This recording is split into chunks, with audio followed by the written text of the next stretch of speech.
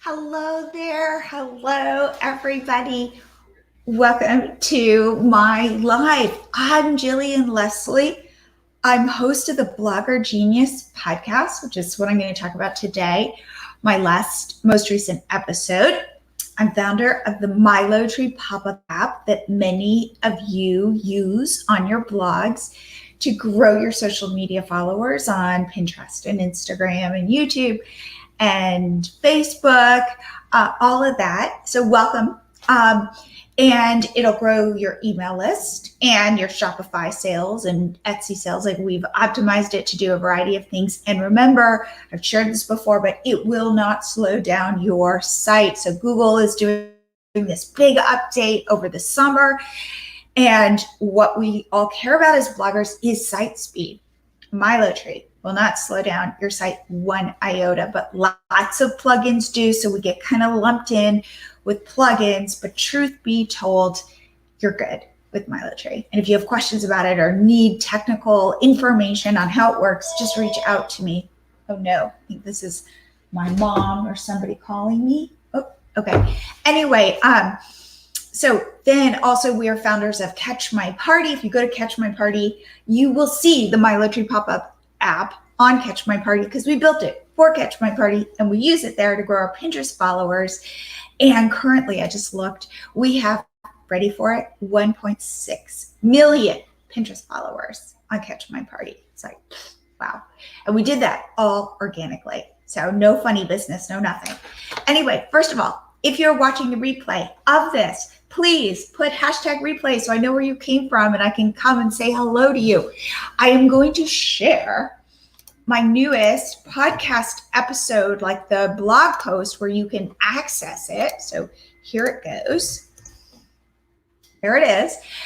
And I want to talk about this debate. So I teach in our classes and our coaching group and all of this stuff. Be in your lane, in your niche. Know your niche super intimately because that's how you can grow an audience. And so when a lifestyle blogger reached out and said she'd like to be a guest on my show, I jumped at that chance because I wanted to really examine if you can be a successful lifestyle blogger today. That's the big question.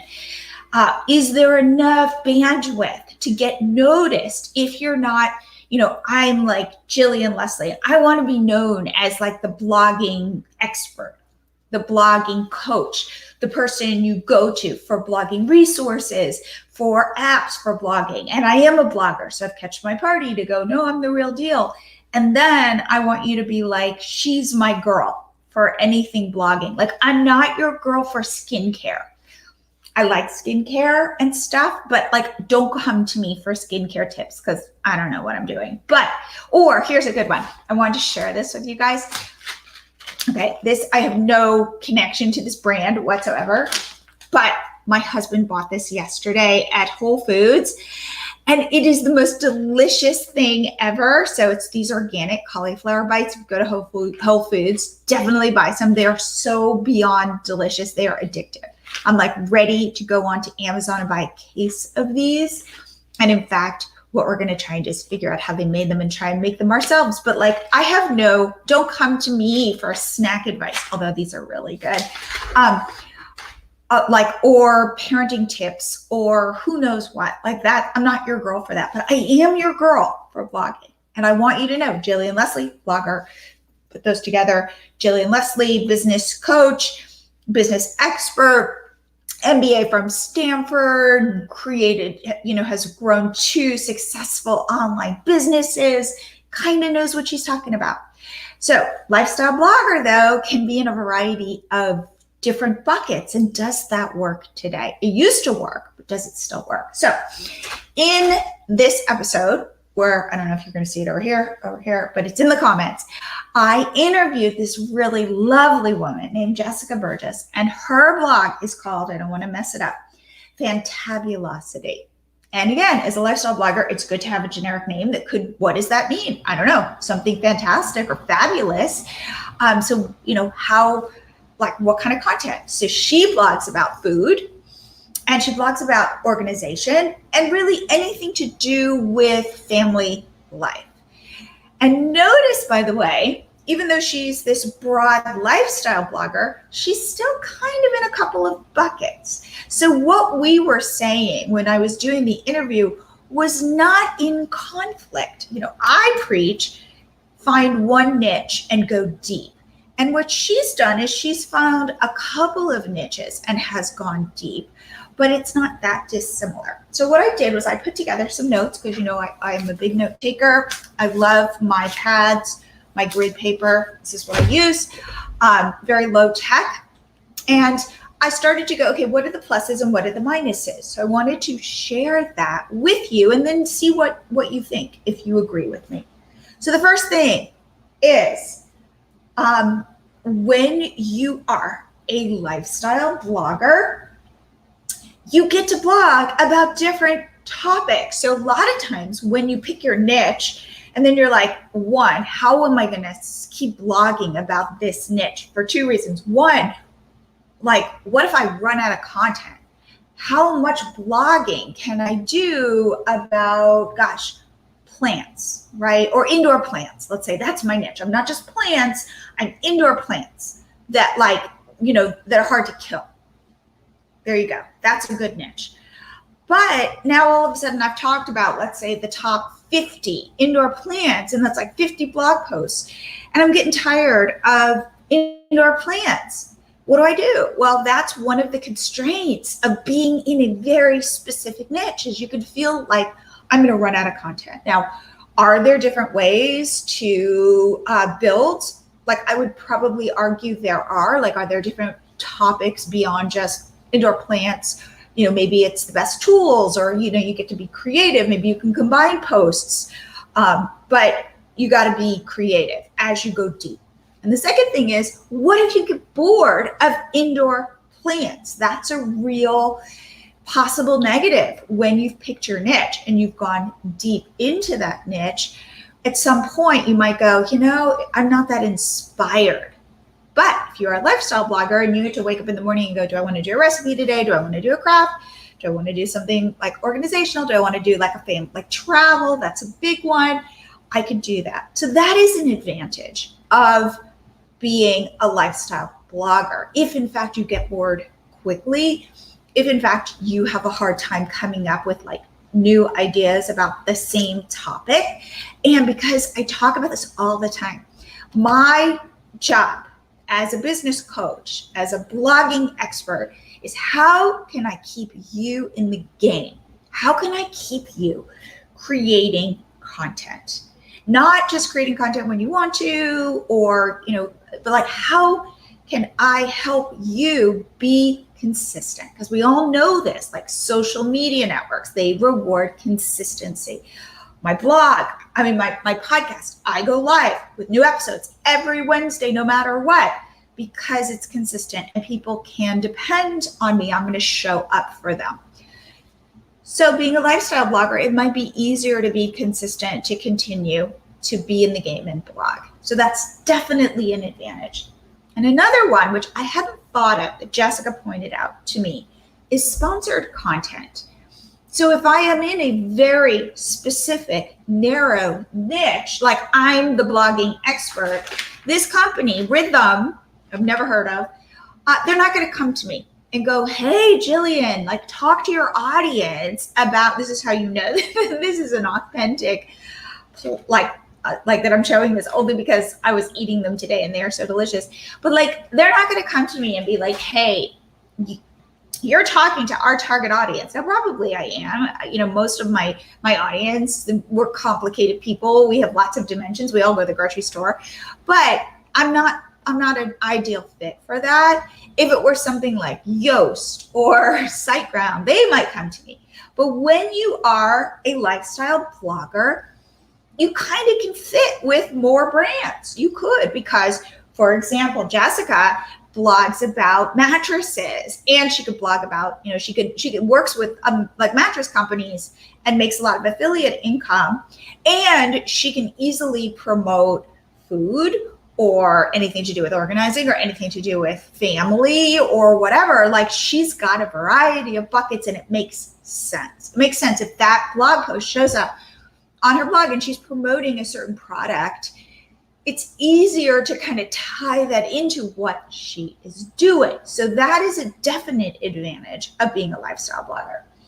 And the other advantage is if you can be growing your traffic and get to a certain point where you have grown your traffic, because you've got all of these hooks into your blog, you have more ways to get into the blog. And then maybe once somebody is there, they're going to see a variety of topics that they might want to then go explore. So for example, you come to Milo Tree, you end up on my podcast page or wherever, again, I'm not talking about parenting, or I'm not talking about fashion or skincare or whatever.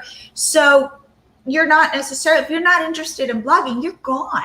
Whereas if you come to a lifestyle blogger's blog and you look in their nav bar and they've got, you came for food, but they've got travel or fashion or parenting or whatever, you might go, hey, I'm multidimensional. This person's multidimensional. I want to see what he or she has to say about a variety of topics.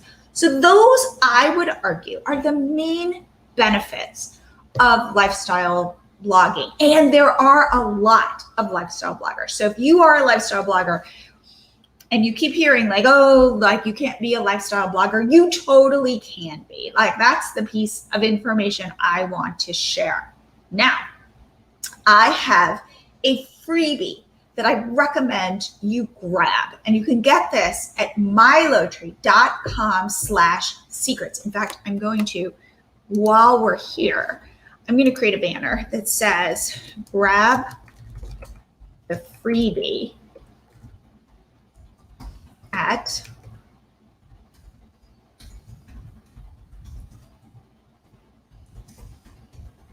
okay, let's see if this works. Add this, show this, grab the freebie at milotree.com/secrets. And what is this freebie? It is it's a cheat sheet, and it is the 5 things that successful bloggers already know to be successful. And the reason why I recommend you grab it right now, super easy. Just, I think you put your email address in, and boom, it assists to you immediately.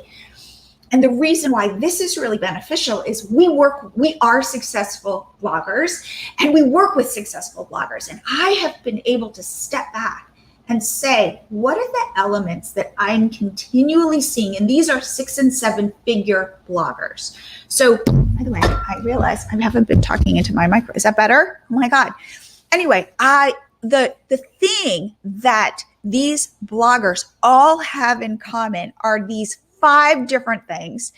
And so you can grab this freebie to find out what are the secrets, because these can guide you when you are building your business. We have so many things to do every day that sometimes, I don't know if you feel this way. And if you do, please let me know in a comment, that you wake up in the morning and you're like, where do I even start? Like, where do I dig in?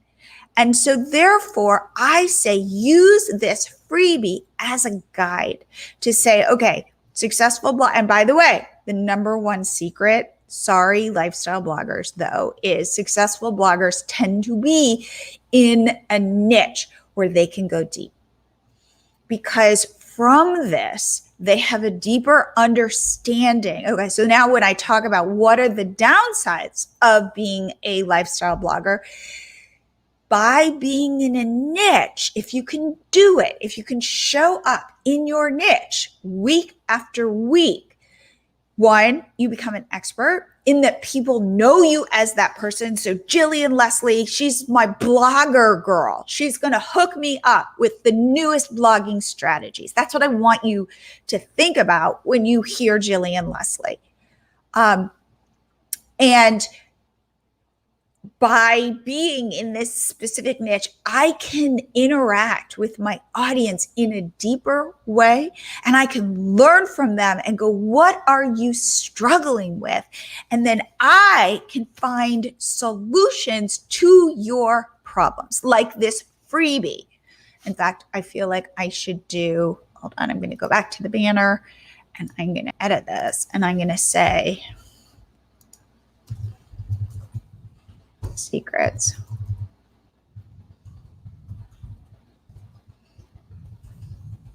Okay, see if that's better. Show that. Grab 5 secrets successful bloggers already know freebie, because these are the things that they know. And so again, as I said, the first thing is they are in a niche. They know their audience. They know what they're struggling with. I've got a Facebook group, as you know, because most of you are probably in the Facebook, you're seeing this come up through the Become a Blogger Genius of my Facebook group. And you, it is all about this niche, and I can ask questions in the Facebook group and get responses so I can go deeper. That is one of the huge benefits of being in a specific niche. Okay. And the other thing, again, it's that intimacy, that intimacy with your audience. That is like invaluable, especially because the number 2 secret that I talk about in this cheat sheet is successful bloggers are not just monetizing via traffic. That is one of the ways they monetize, but they have figured out how to sell products and services to their audience. And that comes off of, again, that know, like, and trust, that somebody sees you as an expert, trust what you have to say, trust that you understand their situation and that you have deep empathy and will buy from you because they know that you get them. So that's, I would say, the second reason why lifestyle blogging can be tricky. And in fact, Jessica does teach people how to start blogs and how to think through their blogging journey, and does kind of say, what is your why? So she's not blogging about like 1,000 different topics that don't all fit under certain umbrellas. And she knows her why, and she knows her audience, which is other mothers who want great food ideas, organizational ideas, and family ideas. And those all fit together. Like, she's not also blogging about motorcycles or Scandinavia. Like, that's not her thing. So when you are a lifestyle blogger, my recommendation is make sure all of the things that you're blogging about make sense as a cohesive whole. Definitely think about it that way. Okay. And the other thing too is, I'm gonna, for any of you who are just starting out, this is a very important message. Growing a successful blog takes time. Anybody who says they were an overnight success is lying. It takes time. It takes time. It can take up to a year for your post to show up in Google search. It can take months for your pins to show up on Pinterest and drive real traffic to you. Again, this is it. Like, the secret is consistency and showing up even when your audience isn't there yet. They will come. The clearer you are, the more apt you are to stick to your messaging, to know who your audience is and to speak directly to them. But it doesn't mean like, I'm going to put up one blog post, even 5, and people are going to show up. It doesn't work that way. And I wish it did, but it doesn't. And so therefore, chances are, if you are in a niche and you learn about this niche and you have this ability to empathize, if I only have one niche to serve versus say 3 niches to serve, I can get there faster. So again, I would argue that if you can pick a niche and it doesn't bore you and you're able to create content around it and become an expert, you will have success faster. So that is one thing that I wanted to share. So I think now Here are all my notes. I think I have gone through my notes. If you are a lifestyle blogger, let me know. I want to check out your blog and see what you're doing. And tell me if you agree with what I'm saying here. Do you agree that you can be, I'd love to talk to more incredibly successful lifestyle bloggers because they are out there, definitely.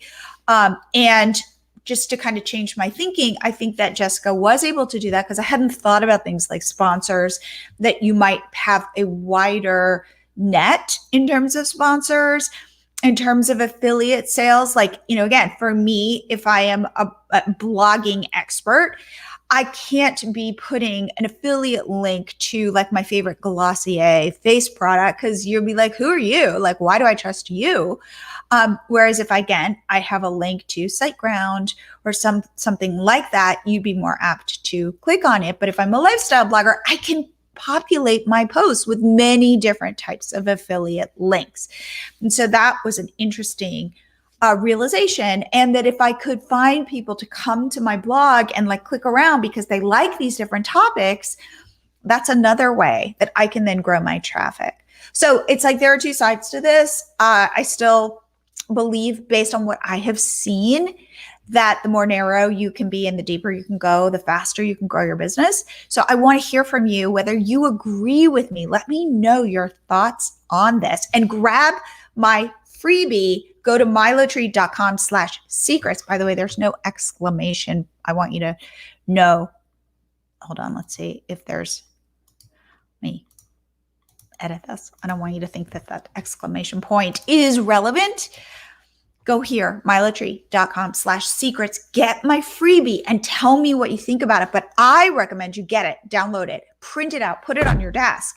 And every day when you wake up in the morning, you go, okay, am I doing something here that is moving my business forward? Like, am I sticking to like, these are the things I should focus on? Because I think that as bloggers, it's a lot and we don't know where to focus because certain things are very kind of shiny and can be very enticing. Like, I'm going to be on Instagram. And my question to you always is, how is that growing your business? How is that leading to you monetizing? And the answer cannot be, well, eventually I'll figure out how to monetize Instagram. Right now, I'm just growing my following or growing my audience.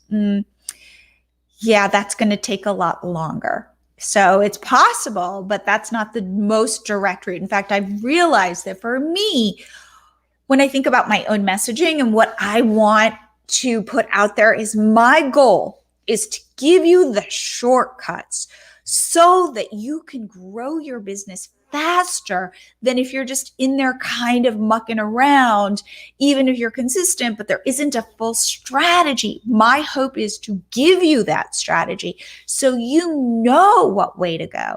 And you can say to yourself, okay, this is a shiny object here. I don't need to do this, but I should be focused here. So that's my whole goal. So reach out. Let me know what you think of this. If you're a lifestyle blogger, let me know what you think of this conversation or monologue. And if you agree, or if you think I'm missing something, because I would love to know. So I want to say happy Monday. And I always look forward to this on Mondays. So I'm glad that I could show up. And Austin, by the way, is back. Like, we are like party central. And I have to say, like, I'm not really a partier, but it's kind of fun to see this. And I feel, vaccinated. I feel safe. My family is vaccinated. So it's kind of nice to start to see the world return. I don't know if it's like that where you are, but here definitely in Austin, it is. So happy Monday. I'll be popping in again. And if you like this, definitely let me know. Put hashtag replay. Get my freebie, and I will talk to you soon. Okay, bye-bye.